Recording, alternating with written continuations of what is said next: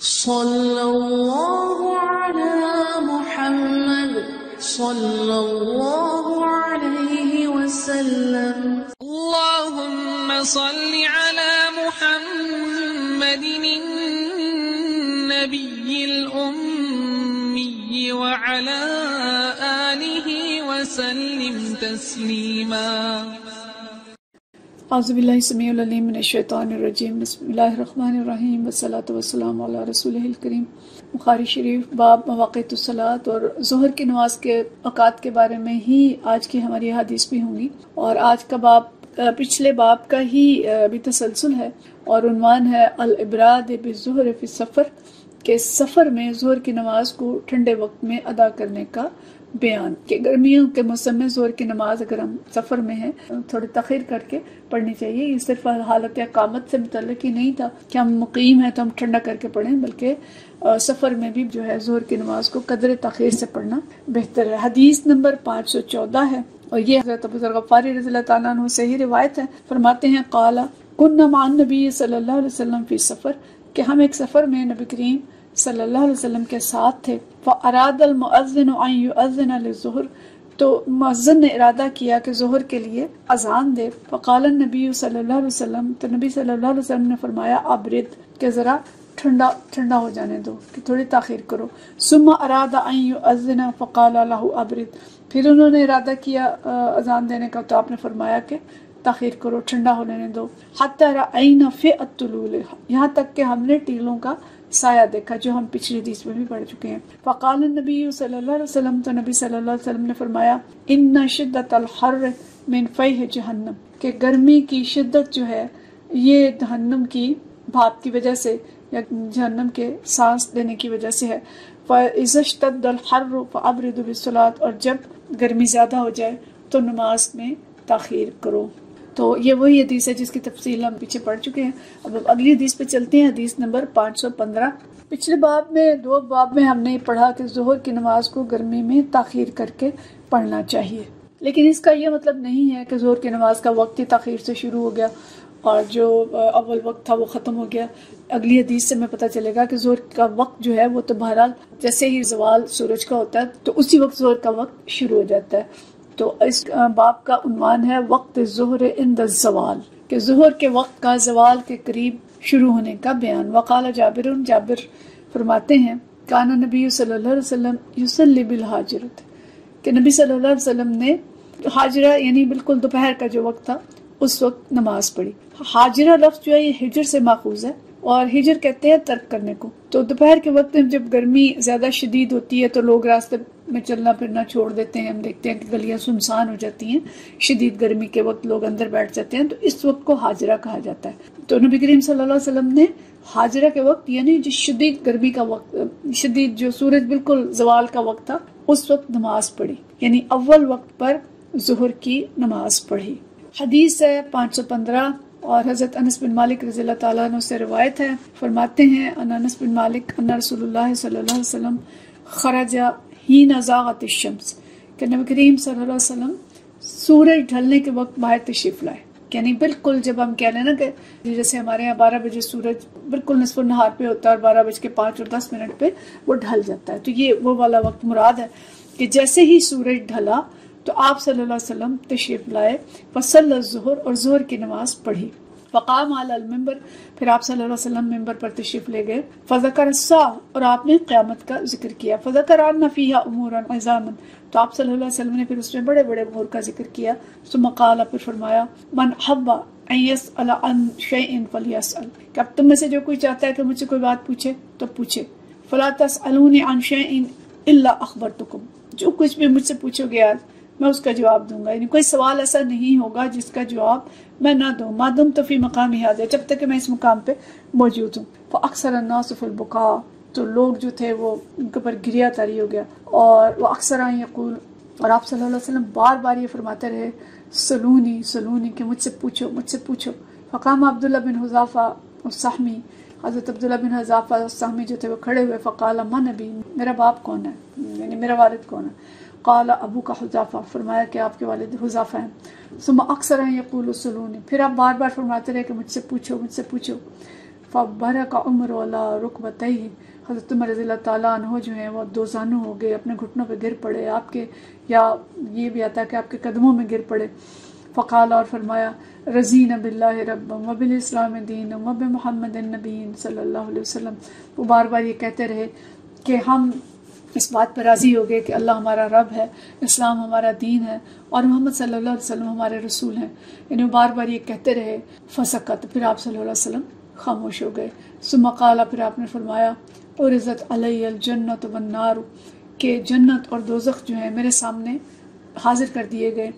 فی عرض حاضر الحائط، یہ جو دیوار ہے سامنے، جو بھی دیوار تھی، کہ مجھے اس کے اوپر یا اس کے کونے میں جنت اور جہنم دکھا دیے گئے. فلم اراک الخیر والشر، اور میں نے جنت سے بہتر اور جہنم سے بدتر کوئی چیز نہیں دیکھی. اچھا، اس حدیث کو میں نے بیچ میں اس کی کوئی تفصیل نہیں کی کہ اس کو ہم الگ سے بات کرتے ہیں، اور اس کا پس منظر یہ ہے جو دوسری جگہ پہ بھی آیا ہے، اور اس حدیث کو ہم باب العلم میں بھی پڑھ چکے ہیں، شاید مکمل نہیں پڑھی تھی، اس کا کچھ حصہ وہاں پہ پڑھا گیا تھا، کہ نبی کریم صلی اللہ علیہ وسلم کی اونٹنی گم ہو گئی، اور آپ صلی اللہ علیہ وسلم نے پوچھا کہ اگر کسی کو میری اونٹنی کا آتا پتہ ہو تو بتائے. تو اس وقت منافقین نے آپس میں سرگوشیاں شروع کر دی اور نبی کریم صلی اللہ علیہ وسلم کے مذاق اڑانے شروع کر دیے کہ یہ دعویٰ تو کرتے ہیں وحی کا، اور انہیں یہ معلوم نہیں ہے کہ میری اونٹنی کہاں ہے. تو یہ باتیں جب آپ صلی اللہ علیہ وسلم تک پہنچی تو آپ صلی اللہ علیہ وسلم نے اس وقت فرمایا کہ مجھے اللہ تعالیٰ نے وحی کے ذریعے بتایا ہے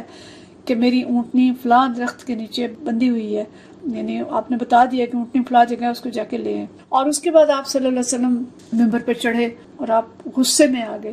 اور جوش میں آ کے آپ صلی اللہ علیہ وسلم نے لوگوں سے کہا کہ ٹھیک ہے، اس وقت مخصوص وقت میں جو کچھ مجھ سے پوچھنا چاہتے ہو پوچھو، اور جو سوال تم کرو گے میں اس کا جواب دوں گا. اور اس وقت میں جو صحابہ کرام رضوان اللہ مجمعین نبی کریم صلی اللہ علیہ وسلم کے مزاج کو سمجھتے تھے، انہیں آپ صلی اللہ علیہ وسلم کا غصہ بھی نظر آیا اور آپ کا جوش میں آنا بھی نظر آیا. اور اس سے پہلے جیسے آپ نے آخرت کا ذکر کیا اور آخرت کے جو مختلف بڑے بڑے مراحل تھے ان کا ذکر کیا، جیسے یہاں پہ جو الفاظ استعمال کیے گئے ہیں کہ فَذَكَرَ فِيهَا أُمُورًا عَظَامًا، بڑے بڑے امور کا ذکر کیا. ظاہر ہے اس میں آپ نے جنت کا، دوزخ کا، پلسرات کا، اور جو دوسرے مرحلے پیش آنے والے ہیں آخرت کے، ان کا ذکر کیا.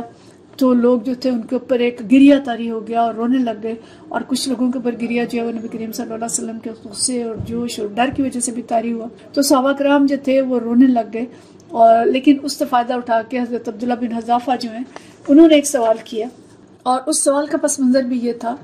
کہ ان کو بھی منافقین اور لوگ جو ہیں وہ تنگ کیا کرتے کہ آپ کے والد جو ہیں ان کا پتہ نہیں ہے کون ہے، اور معاذ اللہ ان سے بھی کہتے تھے کہ آپ اپنے باپ کے نطفے سے نہیں ہیں. تو انہوں نے اس وقت سے فائدہ اٹھایا اور یہ سوال کر لیا کہ آج نبی کریم صلی اللہ علیہ وسلم ہر سوال کا جواب دے رہے ہیں تو میں بھی اپنے جو ولدیت ہے اس کو کلیئر کر لوں. تو انہوں نے پوچھا کہ میرے باپ کون ہے، تو آپ صلی اللہ علیہ وسلم نے تصدیق کی کہ آپ حذافہ کے بیٹے ہی ہیں. گویا ان کی بھی اس پہ تسلی ہوگی. یہ روایت میں آتا ہے کہ ایک اور شخص تھا، اس نے پوچھا کہ میرا باپ کون ہے، تو آپ نے فرمایا کہ آپ کے باپ جو ہیں وہ سالم ہیں. ایک جگہ پہ ایک اور بھی سوال بیان کیا گیا کہ ایک شخص نے پوچھا کہ میں جنت میں جاؤں یا جہنم میں، تو آپ نے فرمایا کہ جہنم میں. تو مختلف یعنی یہ 2-3 سوال ہیں جن کا وہاں پہ ذکر آیا ہے. لیکن حضرت عمر رضی اللہ تعالیٰ عنہ کو اندازہ ہو گیا کہ آپ صلی اللہ علیہ وسلم اس وقت سخت غصے میں ہیں، اور انہوں نے اٹھ کے پھر جو بولا کہ رضینا باللہ رب وبالاسلام دین وبمحمد صلی اللہ علیہ وسلم نبی و رسولا، بار بار یہ پڑھتے رہے یہاں تک کہ آپ صلی اللہ علیہ وسلم کا غصہ جو تھا وہ ٹھنڈا ہو گیا. اور پھر آپ صلی اللہ علیہ وسلم نے فرمایا کہ جنت اور جہنم جو ہیں وہ میرے سامنے دکھائے گئے، اور آپ نے فرمایا کہ یہ جو سامنے دیوار ہے اس کے اوپر، یعنی آج ہم اس کو سمجھ سکتے ہیں، اس کو نہیں سمجھ آئی تھی یا نہیں، کہ جیسے ڈسپلے کر دیا ہوگا، جیسے ہم ایک سکرین پہ دیکھتے ہیں تو ہو سکتا ہے کہ اس طرح اس دیوار کو سکرین بنا کے تو نبی کریم صلی اللہ علیہ وسلم کو جنت اور دوزخ کے جو حقیقی مناظر ہیں وہ دکھا دیے گئے. فی عرض حاذ الحائط، کہ اس دیوار کے عرض پر، اس کی چوڑائی میں مجھے جنت اور دوزخ دکھا دیے گئے، اور آپ نے فرمایا کہ میں نے جنت سے بہتر اور جہنم سے بدتر کوئی چیز نہیں دیکھی. لیکن اس حدیث کو مواقیت الصلاۃ میں لانے کی وجہ جو ہے وہ بالکل اس کا شروع کا حصہ ہے، جس میں حضرت انس فرماتے ہیں کہ خرج حین زاغت الشمس فصلی الظہر، کہ نبی کریم صلی اللہ علیہ وسلم بالکل سورج کے زوال کے وقت نکلے اور آپ نے ظہر کی نماز پڑھائی. تو اس سے معلوم یہ ہوتا ہے کہ جیسے ہی سورج تھوڑا سا ڈھلتا ہے تو زوال کے بعد ظہر کی نماز کا وقت جو ہے وہ شروع ہو جاتا ہے، اور آپ صلی اللہ علیہ وسلم نے اس وقت ظہر کی نماز پڑھائی. تو اس دن ظہر کی نماز آپ نے اول وقت میں پڑھائی، تو اس پہ یہ ڈسکشن کی گئی ہے یا اس کی توجیہ کی گئی ہے کہ ہو سکتا ہے کہ سردیوں کا موسم ہو، اور سردیوں کے موسم میں آپ نے زوال کے فوراً بعد جلدی سے نماز پڑھائی، اور یہ بھی ہو سکتا ہے کہ گرمی ہی ہو لیکن آپ صلی اللہ علیہ وسلم نے اول وقت بتانے کے لیے نماز جو ہے وہ اول وقت میں پڑھا دی۔ تو بہرحال اس حدیث سے میں معلوم ہوتا ہے کہ نبی صلی اللہ علیہ وسلم نے ظہر کی نماز زوال کے فوراً بعد ادا کی، اور یہ بھی پتہ چل رہا ہے کہ کسی بھی عالم سے غیر ضروری سوالات نہیں کرنے چاہیے کہ جس سے غصہ آ جائے یا کوئی ایسی بات، خاص طور پہ نبی کریم صلی اللہ علیہ وسلم کے بارے میں تو قرآن کے اندر آیا کہ ایسے سوال نہ پوچھو کہ جو ظاہر کر دیے جائیں اور پھر سمجھ بھی نہ آئے یا تمہیں برا لگے یا تم کفر میں مبتلا ہو جاؤ۔ اور یہ بھی کہا جا رہا ہے کہ شاید وہ جو آیت ہے وہ اسی وقت نازل ہوئی تھی، بہرحال واللہ عالم کی اسی وقت نازل ہوئی تھی یا اس کے علاوہ نازل ہوئی تھی کہ اللہ نے منع کیا کہ ایسے سوال نہ پوچھو گے جو تم پہ ظاہر کیا جائے تو تم میں ایمان اپنا کھو دینے کا خطرہ ہو۔ حضرت عمر رضی اللہ تعالیٰ عنہ کی بصیرت کا بھی ہمیں پتہ چل رہا ہے کہ نبی کریم صلی اللہ علیہ وسلم کی ناراضگی کو وہ سمجھ گئے اور انہوں نے اس کو ٹھنڈا کرنے کے لیے وہ کلمات کہے۔ پھر آپ صلی اللہ علیہ وسلم کے مزاج کے اندر جو حیا اور عاجزی تھی اس کا بھی ہمیں پتہ چل رہا ہے کہ جو سوالات لوگوں نے کیے اس پہ انہیں ڈانٹا نہیں ہے بلکہ اس کا جواب دیا، اور یہاں ہمیں نبی کریم صلی اللہ علیہ وسلم کا معجزہ بھی پتہ چل رہا ہے کہ ہر سوال کا جواب آپ نے دیا جو آپ سے پوچھا گیا۔ تو اس حدیث سے ہمیں پتہ چل رہا ہے کہ نبی کریم صلی اللہ علیہ وسلم نے اول وقت میں ظہر کی نماز پڑھی، اور امام ابو حنیفہ اور امام شافعی کے جو مسالک تھے اور ان کے جو دلائل تھے وہ بھی ہم نے پڑھ لیے۔ ایک اور ہمیں حدیث ملتی ہے جو اس میں نہیں ہے لیکن اس کے نماز کی تاخیر اور اس کو اول وقت میں پڑھنے کے بارے میں حضرت خباب بن ارت رضی اللہ تعالیٰ عنہ کے بارے میں آتا ہے کہ انہوں نے نبی کریم صلی اللہ علیہ وسلم سے شکایت کی کہ یا رسول اللہ صلی اللہ علیہ وسلم ظہر کی نماز کے وقت شدید گرمی ہوتی ہے جو ناقابل برداشت ہوتی ہے، اور وہ بیان کرتے ہیں کہ ہم پھر کبھی کبھی اپنے کپڑے کا ایک حصہ بچا کر اس پر سجدہ کرتے تھے۔ تو حضرت خباب فرماتے ہیں کہ کہا گیا فلم یشکنا کہ ہماری شکایت جو ہے اس کا ازالہ نہیں کیا گیا، گویا ہمیں گرمی میں ہی نماز پڑھنی تھی۔ اس کو یعنی حنفیہ یہ کہتے ہیں کہ حضرت خباب جو ہیں وہ ظہر کو اور زیادہ تاخیر سے پڑھنا چاہتے تھے، تو زیادہ تاخیر کی اجازت جو ہے وہ نبی کریم صلی اللہ علیہ وسلم نے نہیں دی۔ تو بہرحال ہمیں سمجھ میں یہ آتا ہے کہ نماز کا وقت ظہر کا بالکل سورج ڈھلنے کے ذرا سا زوال جب ہوتا ہے تو اس کے ساتھ ہی شروع ہو جاتا ہے، اور پھر اس کا وقت جو ہے وہ عصر کا وقت داخل ہونے سے پہلے تک ہوتا ہے۔ عصر کی آگے ہم تفصیل پڑھیں گے، اور علماء نے ایک مثل اور دو مثل سائے کی جو بحث کی ہے اس میں ہم نہیں پڑھیں گے، لیکن اوقات نماز میں یہ ہم ذہن میں رکھیں کہ اول وقت میں نماز پڑھنا مستحب ہے، البتہ گرمی میں اس کو تاخیر کر کے پڑھا جا سکتا ہے، خاص طور پہ نماز باجماعت کے لیے، لیکن خواتین اگر اول وقت میں پڑھیں تو زیادہ بہتر ہے۔ وآخر دعوانا ان الحمد للہ رب العالمین۔